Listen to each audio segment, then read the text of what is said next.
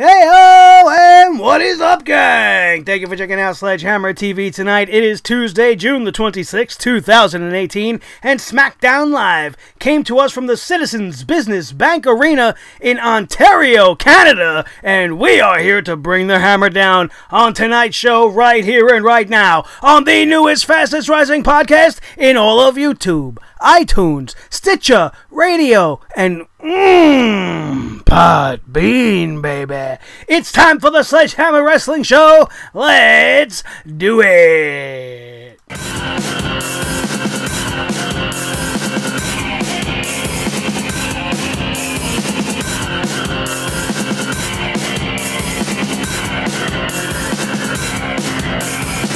Sledgehammer Wrestling Show.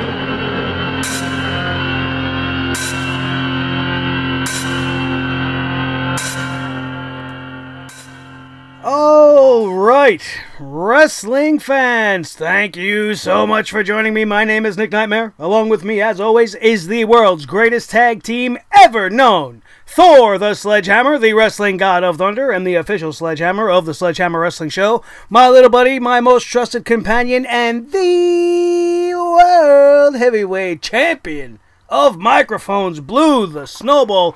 Thank you guys for being here for the Sledgehammer Wrestling Show review of SmackDown Live. And never before has a show gone from being so good to just goddamn, what are you thinking, man?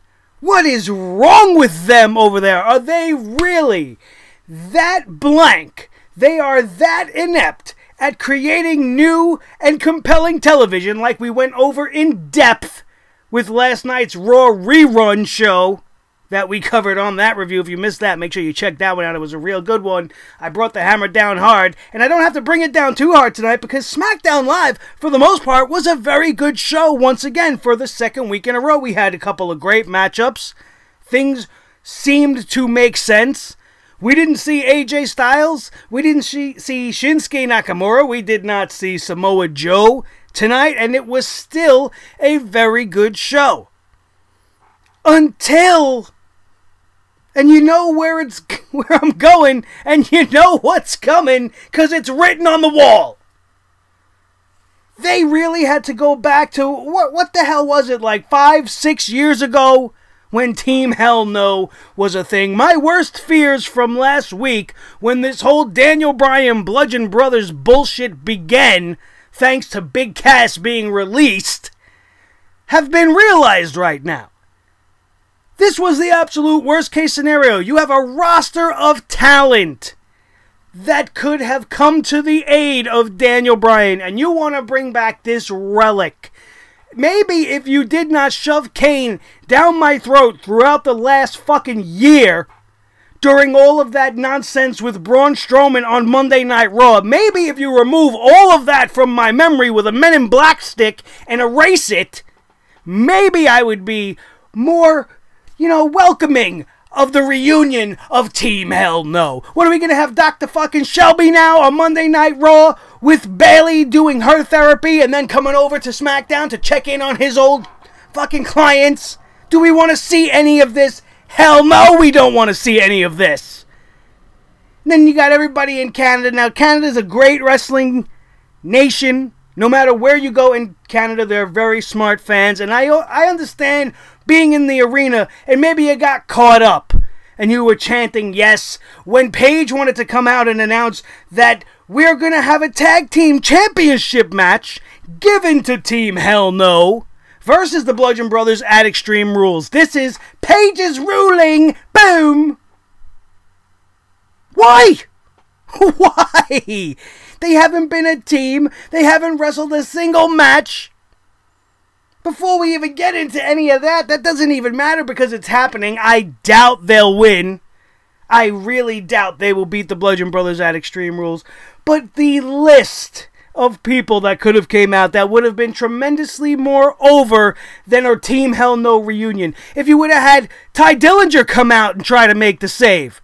Two of the biggest underdog superstars ever. Ty Dillinger is the next generation's Daniel Bryan. He's been overlooked for over maybe a decade and a half now. You had him on SmackDown Live tonight to talk to fucking James Ellsworth. You couldn't have him run out and try to save Daniel Bryan and then give me that team, Daniel Bryan and Ty Dillinger as a team. Samoa Joe, like I said, wasn't on TV tonight. You could have had Joe come out and save Daniel Bryan. They have a history on the independent scene, and you could start that feud there. Sure, Joe's a heel, but he's coming to aid an old friend. It would make sense if you wanted to get creative and make something out of it. If you wanted to remain babyface loyal to the whole thing, which it doesn't really matter in the WWE anymore. Look at what they're doing on Raw. You got babyfaces tagging with heels, and then you flip-flopping them the next week and just mix and matching to your heart's content. What does it matter? But if you wanted to have a babyface come out, you could have had the champ come out. Have AJ Styles come out, bail out Daniel Bryan, and begin that there. I don't know. Be creative. Don't go back to something that has been done. It's already been done. It wasn't even done that well the first time. We don't want to see this again. At least I don't. Maybe you're excited. Maybe you were a big Team Hell No guy. Maybe you got Hell No t-shirts and the one with the Brian goat face and the Kane mask and the whatever the fuck is merchandise there is. Maybe that's what this is. Maybe they're trying to fundraise money for Kane's mayoral thing, if that's still even a thing. I don't even know whether he won, lost, if he's a mayor now. Maybe he needs money for his city, maybe his county or whatever it is. So he's going to get some new merch. He's going to have a resurgence in Team Hell No fucking t-shirts so that he can fund his Louisiana fucking town. What is the meaning behind this? I love Daniel Bryan so much. I think that's why it pains me to see them using him in this way. You had nothing else planned. Big Cass was such a big part of the Daniel Bryan plan that it derailed you so much that you just give him an impromptu tag team championship match with a partner from fucking yesteryear that's going to put everybody to fucking sleep. Who has been putting everybody to sleep every time you put him in the ring. I didn't care for the end of SmackDown Live. I guess that's what I'm trying to tell you. In case you didn't get the gist of all of that. The end of this show was bullshit. But the show, in and of itself, was pretty good. You know, the opening segment set up this whole main event between Daniel Bryan and Luke Harper. And I was praying throughout the entirety of the match that Kane was not going to show up. Because we talked about it last week. It was one of the things we did not want to see. And here it is. But the show opened up with Miz TV as he wanted to interview the Bludgeon Brothers and find out why they attacked Daniel Bryan last week. He was putting fuel on the fire. He was egging them on, trying to get some sort of emotion out of them, but they were just standing there stone dead. Absolutely stone-faced, man. Not even cracking a smile, not a smirk. I don't even think they blinked, if you ask me. The Miz couldn't get them to budge in any way. Daniel Bryan comes out, tells The Miz to shut up, lays down the challenge to the Bludgeon Brothers. He says, I don't care which one of you it's going to be. You guys have to choose which one it is, and I'll take on whichever one it is first. He was ready to take on both of them. He didn't give a shit. He says size doesn't matter. It's the size of your heart that matters, which is something we all want to believe. And it does, from time to time, ring true. Although it did not ring true so much on this night for Daniel Bryan. Harper would respond, telling Daniel Bryan whatever the fuck he said. You don't know what you're asking for, or you just don't get it. You'll never learn, but tonight you will. And we all knew that match was now a thing. And I was looking forward to the match. At that point on the night, I wasn't even thinking about Kane at all. But as soon as the match began, I began to start to fear the inevitable, which is what ended up happening. After Miz TV in the beginning, which was absolutely great, we had the New Day backstage. Liquefying pancakes, making pancake milkshakes. Mr. fucking Bootyworth. I should have pulled the hat out so that I could put the hat on for you guys. I'm not getting up off camera. I'm walking all the way over there to get my hat. So you're going to have to deal with the Dean Ambrose hat. And we're not going to do a skit tonight. But Corey Graves, for the first time maybe ever in the history of commentary, pointed out something that was absolutely true. And it is, why would you liquefy pancakes? If you turn pancakes back into a liquid, that just makes them pancake batter. Why not just drink the batter and be done with it? Thought that was a valid point. As I'm sitting here watching these idiots backstage drinking liquid pancakes. I could forgive that. I could forgive that. when you're giving me a match between Xavier Woods versus Rusev, which on paper doesn't sound like it's going to be all that good. You know, you might, as a fan of professional wrestling, rather have seen Big E versus Rusev. Maybe you thought that would be a good contest, right? But who's Rusev going up against at Extreme Rules for the heavyweight championship of the world? AJ Styles. Who out of the New Day resembles AJ Styles the most in body type and wrestling skill and the way he wrestles? Wrestling style. Xavier Woods. So it would be an obvious warm-up match for Rusev. They were throwing shade at each other all week long on social media. I don't know what that was about. I don't really read too much into some of that shit. But tonight's match on SmackDown Live between Rusev and Xavier Woods was great. It showed you the potential of Rusev to play that dominant big man. He was very intense at times. Rusev's facials throughout this match just showed that he was vicious and he was intent and he was going to destroy Xavier Woods tonight. And when all was said and done, and he wrapped up Xavier Woods in the accolade, getting Xavier Woods to tap out very quickly, he would then deliver a great promo on AJ Styles. He took the mic and he's like, you know, it's not about trombones, it's not about pancakes, it's not about bootios, this is all about AJ Styles. AJ Styles, I know you were watching, and I know you're scared. Rusev just laying the gauntlet down, telling AJ Styles he is coming for him, and that Rusev Day on Extreme Rules is going to be the day he wins the WWE Championship. It was a great promo. It's a great promo by Rusev. He was building towards his main event match at the pay-per-view, using Xavier Woods as an example. This is classic wrestling booking. Why you can't do things like this more often, I will never know. The New Day's involvement on the outside was very minimal. I did enjoy the one spot where Big E had the ouch sign like Wile E. Coyote in an old Warner Brothers cartoon, and Rusev was draped over the thing and he put the ouch. I had to laugh. I had to laugh. I don't enjoy comedy in my wrestling. But when you want to give it to me for about 3 seconds and then be done with it, I'll take something like that. It really didn't have an impact on the match at all. And in the end, I was very entertained by Woods and Rusev. Absolutely great. We had Jeff Hardy come on screen upside down. Face all painted up like a psycho. He's got the eyeballs painted on the eyelids so you can't tell when his eyes are really open and closed, kind of. Delivers a very cryptic promo. Don't have any idea what any of it meant. He said he's ready to take flight and he's ready to fight. But he wasn't going to fight Shinsuke Nakamura. The announce team let us know that Nakamura suffered an injury last night at some live event, and he was scheduled to face Jeff Hardy tonight for the United States Championship, but that is not going to be the case on this night, and Jeff Hardy opened a challenge to whoever wants to step up and take his United States Championship. Corey Graves once again on the ball tonight, pointing out something very obvious to most of us, which is that this is not a sound strategy if you want to look back at what happens to Seth Rollins a couple of weeks ago when Dolph Ziggler answered the open challenge. I was very intrigued, and I had my thoughts as to who might answer this challenge. Again, I thought it would be Joe. My thoughts always immediately go to Joe because they're not using him for anything, so they have to insert him somewhere, but they didn't insert him anywhere tonight. So while we are awaiting to find out who the challenger is for Jeff Hardy, they want to go backstage to Naomi and Lana, who are still bickering over this fucking stupid dance-off that happened, like a month ago?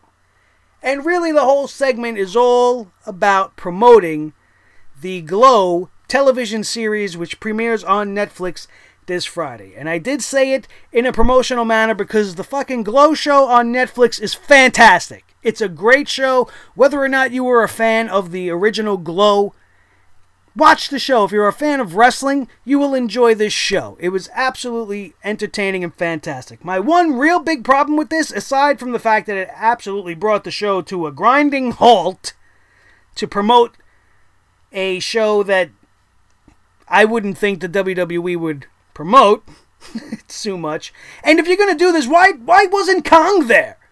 Awesome Kong is a big part of that cast. She is in the second season. If she was backstage, you would have actually maybe gotten some sort of a reaction and garnered a lot more interest to people that were watching at home that were in the know, like you and I. Imagine if Awesome Kong was back there just chilling with her glow girls.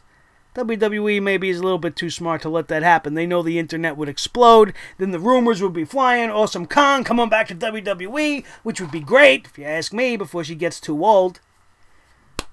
But I didn't see the point in this segment at this juncture. This could have taken place immediately following the United States Championship Open Challenge, or somewhere later in the night, or how about right at the beginning of the show?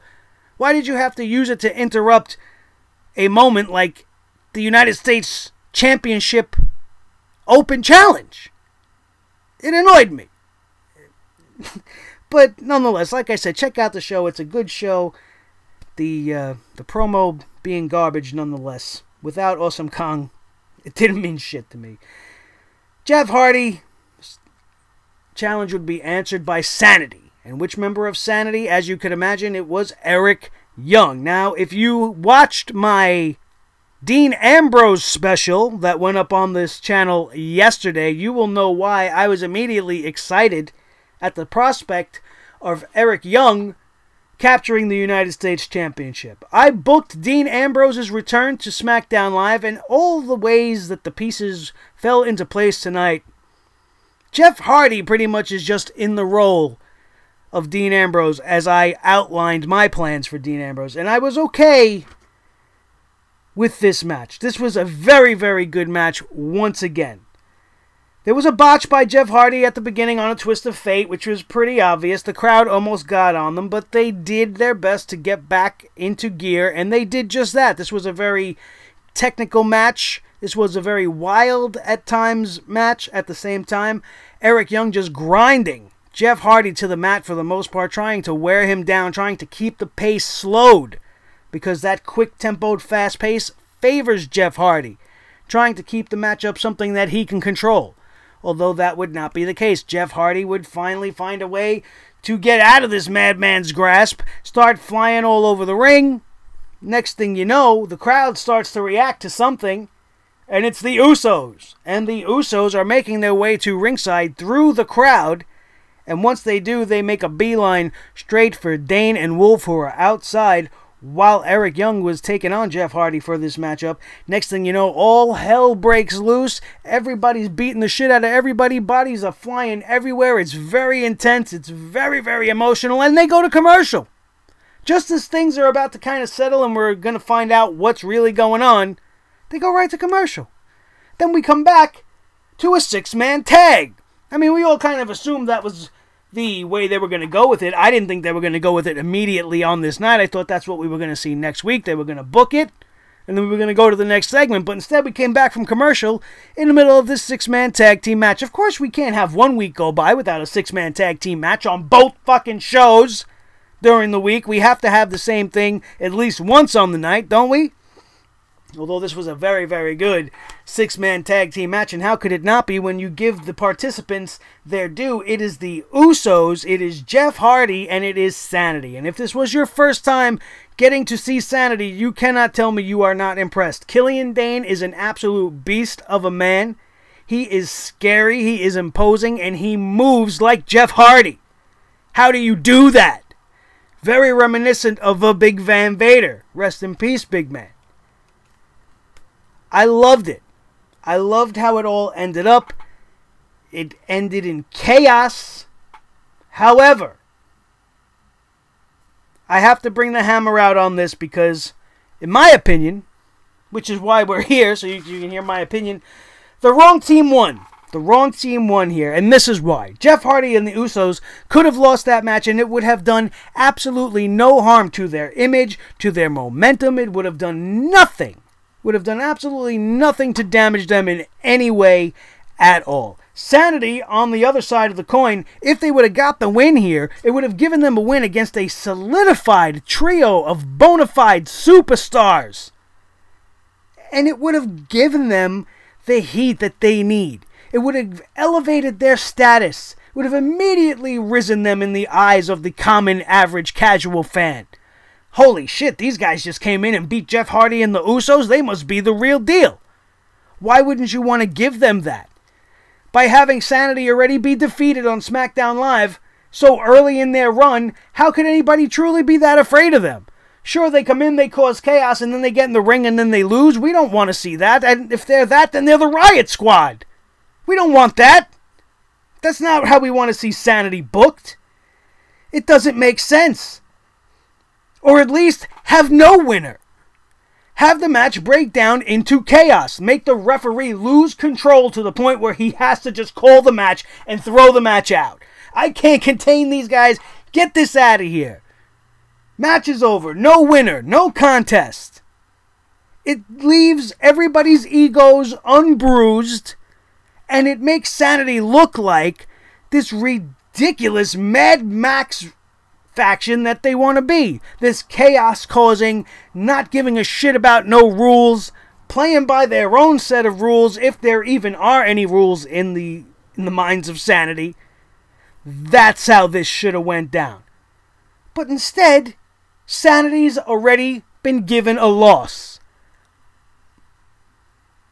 Further proof that WWE doesn't give two shits about the golden eggs they keep stealing from the nest that is NXT. We had Becky Lynch versus Sonya Deville. This was a good match. This was perhaps the best match I have seen Sonya Deville wrestle. Becky Lynch brought her to her best match thus far on the main roster. You can't tell me she didn't at least look like she knew what she was doing. Sure, she wasn't the best. This was not by far a 5-star match, but this was better than anything Carmella's putting out there, and they got the World Championship of the women on her. Thank God we didn't have to see her tonight. Unfortunately, we had to see her better half. We'll get to that in a second. The one thing I want to say about Sonya Deville, she's got pretty cool music. I'm kind of digging the music. But when she gets in the ring and the strobe lights start doing, and she starts doing all this, she looks worse than, however bad that I look right now, she looks worse than that. She looks like she's having a fucking seizure because of the strobing lights.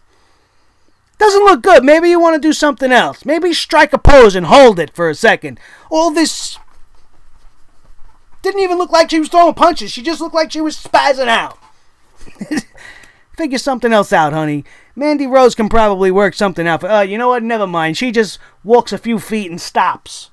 So she's the exact opposite. She does too little. The other one's doing too much. Maybe if you meld them into one person, we can get an actual, real, decent wrestler. For once. But like I said, Sonya Deville did a decent job tonight. She held her own against Becky Lynch tonight as she gets a very good win here, making Sonya Deville tap out to the disarmer, and Becky continues to build momentum towards something. I don't know. I mean, the A storyline in the women's division is Carmella versus Asuka. So Becky constantly winning underneath all of that's going on, obviously, in my eyes, would put her in line for a championship shot after Asuka wins the belt, wouldn't you think? But now you have a babyface versus babyface scenario. So I don't really know what they're doing. Something tells me Asuka is not going to beat Carmella. And that Becky Lynch may not even be the one to be allowed to beat Carmella. And they might let this broad hold that belt till SummerSlam. And maybe, if we're lucky, we can get Charlotte to get that belt back from her, because I just don't know what they're doing.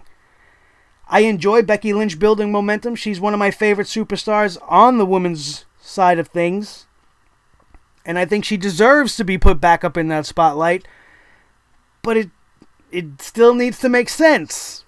And right now, as I'm enjoying her winning streak, as I would like to see her used in this way, but I don't really know where they're going with it just yet. Jesus Christ, it is getting so hot in this room. It is hot as balls once again.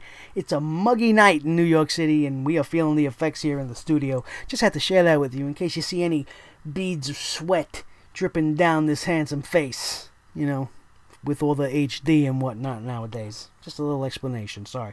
But that's not nearly as bad as having to talk about James Ellsworth. So I figured you would enjoy hearing me talk about my sweat more than you want to hear me talk about this fucking turtle-faced worm man. I can come up with a million things for that ridiculous face that he wears, which happens to be his actual face. It's not like a mask that he wears. In case you don't know who James Ellsworth is and you don't know what I'm talking about, do yourself a favor. Don't look it up. You'll be the better for it. This guy's coming out fucking absolutely delusional. They're giving him promos and time on the air. For what reason? I don't know. This I can't forgive. You know, the other segments and stuff I say, I can forgive those segments because we got a lot of great wrestling tonight. But this was just an absolute waste of my night. This whole thing starts out with Ty Dillinger in the back telling James Ellsworth he's not a 10, he's a 1. Great. That's the best you got for Ty Dillinger? Then why bother even having him on TV? James Ellsworth still proving to the world that he doesn't know how to wink properly. He's claiming to be a fucking sex symbol. And he wants to throw down a challenge to Asuka. He says he wasn't ready for Asuka last week. He's ready for Asuka now. Asuka should come out to the ring right now so he could beat her ass. Paige comes out. She lets the world know Asuka's not here tonight, which is why James Ellsworth has the balls to do this. And since James Ellsworth wants to be a creepy little fucking worm, she's going to give Asuka a rematch for the championship at Extreme Rules. And she's going to give Asuka a match versus James Ellsworth next Tuesday on SmackDown Live. Joy. Joy. We are going to see Asuka destroy James Ellsworth again. I really, truly hope, bro, that you are getting some serious bank for this, man. Because to come off of what was probably your hottest indie run, you got this intergender women's champion thing going on. You built a little corner for yourself in a very, very competitive independent wrestling scene. And then you're going to come back and make yourself look like an asshole again. It's got to be about the money.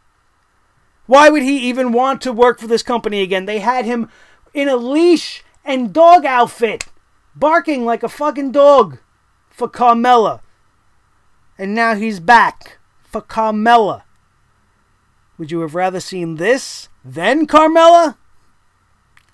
That might actually be true, now that we think about it that way. Better than having to hear her come out and tell everybody how she beat Charlotte twice and how she beat Asuka twice, right? The same old tired fucking song and dance every week and that ridiculous unitard that makes her look awful. I could care less. I really could. And then we had the main event, which was what we talked about at the top of the show. We had Daniel Bryan versus Luke Harper. A very, very hard-hitting, very intense matchup. They were telling a very good story. These guys are no strangers to one another. They've been wrestling with each other for years before Daniel Bryan got hurt. We all seen and remember the feud between Daniel Bryan and the Wyatt family. I thought maybe they might bring some of that out while they were doing their interviews during Miz TV and in the lead-up to this match tonight. That was not the case. However, this was a very, very good match, but it was very predictable. As you probably all knew, just like I knew, Eric Rowan was going to get involved in this matchup, and he did. Breaking the count as Daniel Bryan, breaking the yes lock as Daniel Bryan sunk in on it, trying to get Luke Harper to tap out, which he was about to do right before Eric Rowan would break the hold, and then all hell would break loose. And then Team Hell No would reunite, and all hell would break loose in my brain. Because like we said, I simply will just not understand why they want to go back instead of move forward. Why not take a chance on doing something unique, something different? Who the fuck wants to see Kane? Who still wants to see Kane? We barely even want to see The Undertaker. That may be sacrilegious to say, but you would have to be an idiot, and you would be lying through your teeth to say that you believe The Undertaker is even half of what he used to be. He's not going to give to you what we saw out of him in WrestleMania 25 with Shawn Michaels. He was already starting to diminish in quality when he faced CM Punk at WrestleMania. And then what we saw with him at Roman Reigns at WrestleMania. Sure, this year at WrestleMania, his squash match with John Cena was great, but do you really want to see The Undertaker on a more regular basis? The man's in his 50s. He debuted in the WWF in 1990. He shouldn't be wrestling and beating guys of today. It's something in the WWE's DNA they just cannot let go. Unless you do something fucked up, like Hulk Hogan did. You know, Hulk Hogan had his racial slur on his sex tape, and now he's been excommunicated from the company. And yet they're still trying to find ways to bring him back because the WWE just can't let go. Move forward. Stop looking back. And we will not have moments that ruin a decent SmackDown Live. I, for the most part, was very entertained. They didn't ruin anything with the Iconics tonight. Like we said, we didn't see Carmella. We didn't see any garbage. We didn't have a big cast to drag us down. We had 3 very good wrestling matchups, one of which turned into a very good 6-man tag. How can you really complain? You know how? When you bring out a big red retard that nobody wants to see anymore, in his 50s, who's the mayor in Louisiana somewhere, and he wants to come and hug it out with Daniel Bryan after he saves him from the Bludgeon Brothers. Who cares? Nobody wants to see that. You ruined a very good SmackDown Live. That's it, you guys. That was the show in a nutshell tonight. A very, very good episode with a very, very awful ending. Much better than last night. Gotta give them credit for that. You know, they at least gave me a full hour and 20 to 30 minutes, I want to say, of quality stuff. Whereas I maybe got about 1 match last night. The only real good match on that night, Monday Night Raw, was the Intercontinental Championship main event, which I did not care for the ending of. Once again, they ruined the ending with the arrival of something old. Roman Reigns coming to save his Shield buddy once again. Just back to the drawing board. What's old is new, I guess, in the WWE. Or maybe they truly think we have the brains of ants and just relive the same day over and over, never truly realizing what's going on right in front of our faces. And that couldn't be further from the truth, because if that was true, I wouldn't be sitting here. Half of the internet wrestling community wouldn't be sitting here on YouTube and on their Twitter feeds complaining about all these things and hoping for a resurgence and a return to professional wrestling. It's obvious that they can do it. Look at what we got from Daniel Bryan tonight. Look at what we got from Jeff Hardy and Sanity tonight. It's wrestling, man. So it can be done. Do it more. Please. Save us. Team Hell No? Hell No is right. That is going to be the end of this review. My name is Nick Nightmare. Along with me, as always, is Thor the Sledgehammer, the wrestling god of thunder and the official sledgehammer of the Sledgehammer Wrestling Show. My little buddy and most trusted companion in the whole entire world, Blue the Snowball Microphone, the world heavyweight champion of all the microphones in the whole entire universe. This has been the Sledgehammer Wrestling Show, right here on Sledgehammer TV. If you are listening on iTunes, Podbean, baby, or Stitcher Radio, make sure you join us here at youtube.com/SledgehammerTV, the home base of all things Sledgehammer Wrestling Show. Don't forget to follow me on Twitter at Nick Nightmare is the handle. Check out the Facebook fan page, facebook.com, the Sledgehammer Wrestling Show. That is all one word. If you are not a member already of the Sledgehammer Club and are one of the hundreds of people, wonderful, beautiful people that are subscribed to this channel and contribute to this channel with their wonderful comments, all you have to do is hit that subscribe button. Smash that like button with your own sledgehammers at home. Share this video with all of your wrestling friends across the whole entire wrestling world. And leave a comment down below. Let me know that you subscribed during this show. Let me know what you think about everything I have to say. And then once you do that, I need you to do the very same thing to all the other videos on this channel. You don't have to watch all 420 of them, as this is our 420th video on the channel, baby. Yeah, now I'll know if you watched the whole way through, so that you could leave me a little 420 hashtag down below. You know what I'm saying? Blow it out, take a deep one in, hit it for me hard. and then exhale in the comment section down below. And then check every single other video we got. We did a lot of great stuff this week. We did our 2 video tributes to Vader. We talked about Vince McMahon cock blocking Ring of Honor and keeping them out of Madison Square Garden. The whole Big Cass situation. My fantasy booking of Dean Ambrose on the return to his WWE television role and where he should be. SmackDown Live. You want to know why? Go check it out. See for yourself. Let me know what you think and what you would do with Dean Ambrose on that video. Don't forget to like, share, and subscribe every single thing that you bring your eyes across on Sledgehammer TV. Thank you all so very, very, very, very much. That is going to do it, and we are out of here, and we will see you next time right here on the Sledgehammer Wrestling Show. Have a great fucking night, and we'll see you all week long with the absolute best in professional wrestling coverage. Peace out.